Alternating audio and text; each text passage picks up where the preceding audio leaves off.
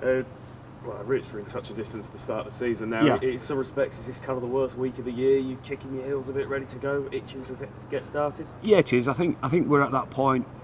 We've had 3-4 trial games. We've got another one this weekend for some of our younger players, but we're just at that point now where we think there's only so much training and trial games before you really need to play to start improving and get some live football on. We feel like we're in a good spot. We've got some crinkles to iron out, as everybody will at this stage of the year, but we're predominantly fit and healthy.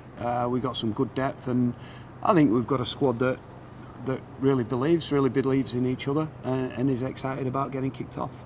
And I think probably for most teams in the last couple of years, just because of the nature of the world, it's been peaks and troughs at times in performance levels and who you've had available, but you've had plenty of time off now to kind of review it and put things right. Do you feel settled and ready?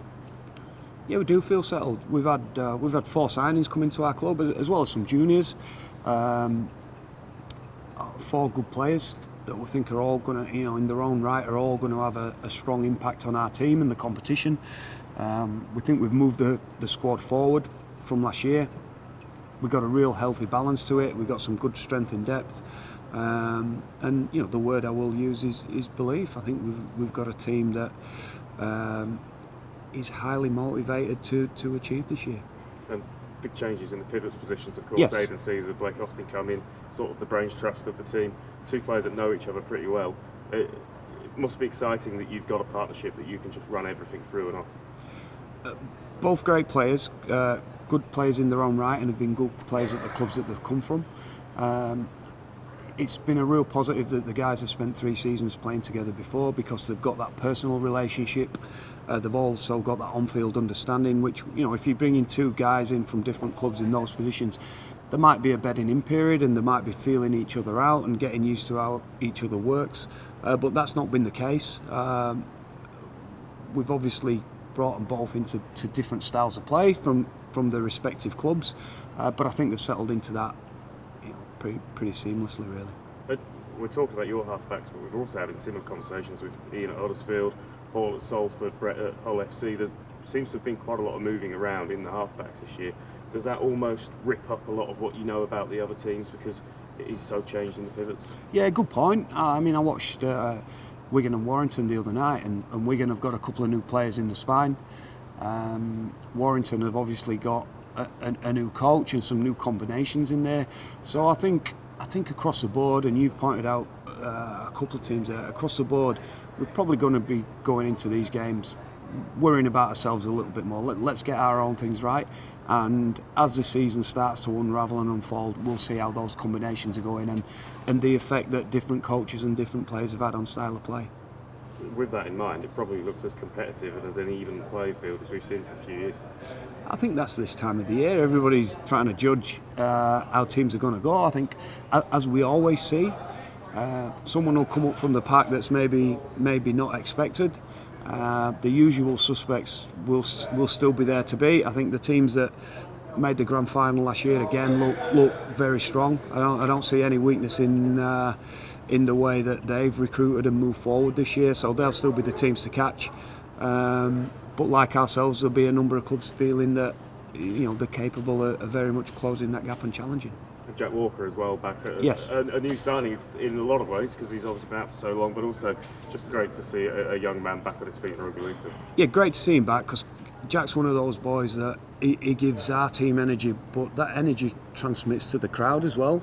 Even when he come on Sunday, he gets his hands on the ball, beats a couple of people, and really lifts your team. We've missed him. It's been a good opportunity for Richie Mile, who's really made the most of being fullback. Now we're in a position that we've got competition in that particular place. At 22-year-old, Jack's still got a good long-term future with this club, and you've already pointed out it's like having a quality new signing coming to the team. Warrington first up. Leeds Warrington on paper always looks like a great game, but when you look at this one in isolation, it's got the opportunity to be a fantastic start to the season, isn't it? Yeah, I think so. I think we've had some really good battles with them over the last sort of 2 or 3 seasons, and some real quality games as well. It'd be great, if that were the case in round 1, given given it's going out as a showpiece game. They've got a new coach. There's plenty of stories around Warrington.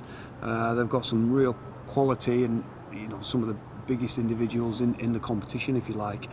So we know that's going to be a tough challenge. They're going to want to impress.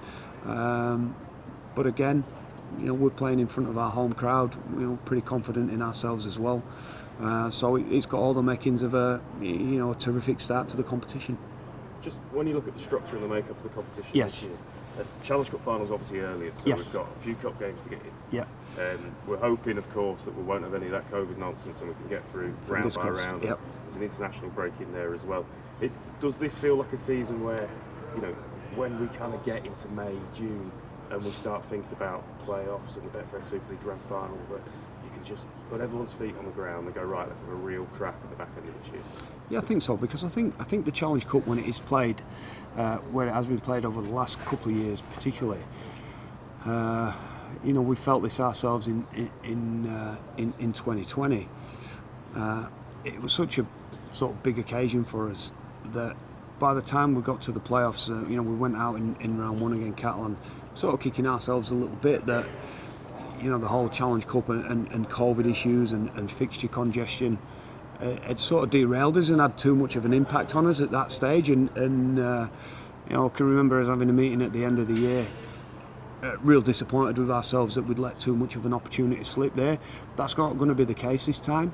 I think you've got a really clear run into the playoffs, and from us trying to improve on last year, that's something that we've talked about in our planning and preparation, that when we get to the end of the season where the whips are cracking, we need to make sure that we've put ourselves in a place where we can have a good tilt at it then, but also we've got some real important players to our team that we need them to be fresh and firing and playing their best football at the right end of the year. And just lastly, there's a buzz at the start of every new season. Yeah. There's an added one this year because on top of the stellar work that Sky Sports have done Yep. for so long, we've got Channel 4 and you guys first up, free to air. What a fantastic opportunity for Rugby League to market itself. Yeah, I totally agree, and I sort of endorse what you're saying there. I think it can be magic for terrestrial television and the pay television too. I think lifting the profile of the game, the more eyeballs on the sport.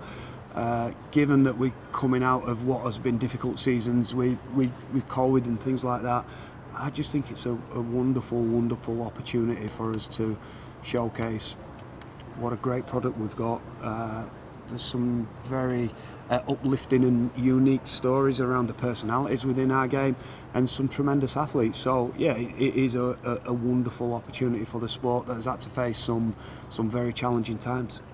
Well, enjoy the last few days before it starts if you can, and best of luck this year. Yeah, cheers.